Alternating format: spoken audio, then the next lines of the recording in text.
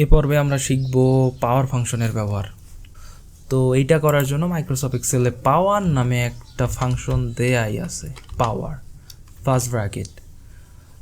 তো আমি আমার নাম্বারটা নিলাম, দেন কমা, এরপর আমি কত পাওয়ার করতে চাই, 1 পাওয়ার করতে চাই, দেন ফার্স্ট ব্র্যাকেট ক্লোজ, ইন্টার। যদি 3 পাওয়ার 2 দেই তাহলে অ্যান্সার 9, 3 তিরিকে 9। আর যদি 3 দেই, 3 তিরিকে 9, 3 লং 27, তাহলে অ্যান্সার 27।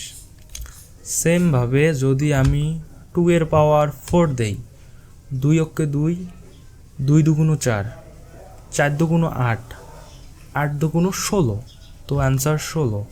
বাট যদি আমি 5 দেই তাহলে 16 দুগুণ 32। তো যদি আমি এটা 6 দেই, 32 দুগুণ 64। তো আমরা স্কুলে যেভাবে পাওয়ার বের করতাম সেম, বাট মাইক্রোসফট এক্সেলে আপনি এই পাওয়ার ফাংশন ব্যবহার করে সহজেই আপনি পাওয়ার বের করতে পারবেন।